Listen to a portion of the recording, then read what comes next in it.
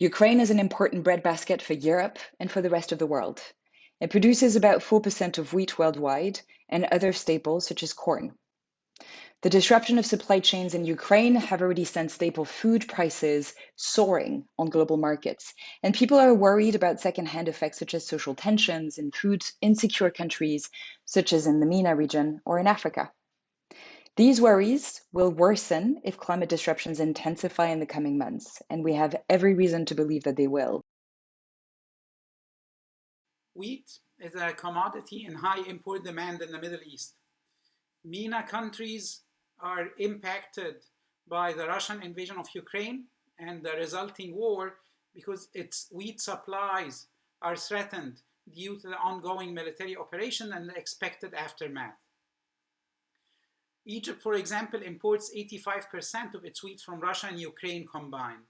Lebanon imports 60% of its wheat from the two countries, and the same goes for countries such as Saudi Arabia, Morocco, Algeria, and even what used to be agricultural oriented Syria. Also, the increased price of wheat, which is an outcome of the ongoing military operations in Ukraine, is imposing new restraints on government capacity in the Middle East. Governments traditionally in the MENA region have subsidized wheat, have tried to deliver wheat to acceptable prices to local consumers. With an increase, with a spike in prices, that capacity is expected to diminish.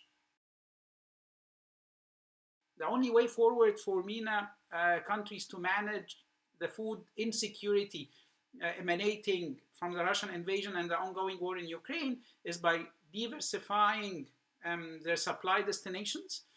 Talks are already ongoing between some MENA countries and countries such as Romania, Australia, Canada, Argentina, Germany, France, which have a surplus of wheat.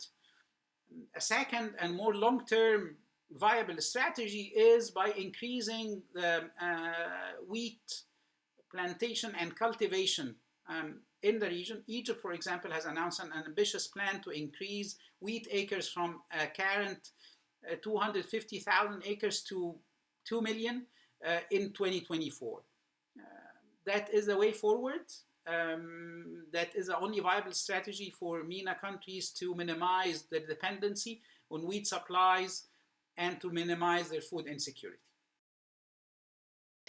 Now, there is a second aspect which is currently overlooked in policy discussions linking the Ukraine crisis to the climate one. It has to do with energy transitions. Everybody currently focuses on the weaponization of fossil dependency by Russia and the need for European powers to wean themselves off of gas.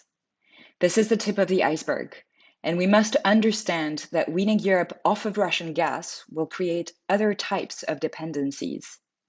There are different options available, and European powers will have to weigh in short and long-term trajectories.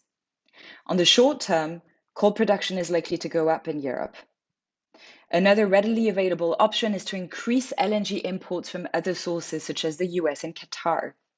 But increasing demand on the European side will entail reinforcing fossil lobbies, including in the US, and constrain political spaces for effective transitions in the American context and globally as a result. On the longer term, Europe wants to seize the moment to accelerate its move towards renewable energy. This is obviously the right choice, but Europe is highly constrained in terms of access to and processing of critical materials necessary for the transition. We're talking about lithium, rare earths, copper, nickel, and other materials. And the country that dominates markets currently about these materials is China. For the last few years, Europe has been trying to diversify its supply chains outside of China for critical material and decarbonization technologies. But this is a long process that entails opening up new mining ventures, developing technological innovation, industrial bases, and supply chains in Europe and outside. And Ukraine is actually one of the countries that the EU struck a strong partnership with in 2021 regarding critical materials, since it's very well endowed in mineral resources. So the invasion of Ukraine destabilizes European strategies for supply chain diversification and transition effectiveness. So, stepping back from Putin's current narrative on the motives behind the invasion of Ukraine, which are highly revisionist, we can actually discern a larger pattern at play here. It's often said that Putin has cared little about climate action, and this is absolutely true. But it's looking increasingly likely that he has understood the opportunities and the risks related to climate transitions. He has said before that he intends on turning Russia into an agricultural powerhouse in a climate disrupted world. Ukraine would be a great asset in that regard.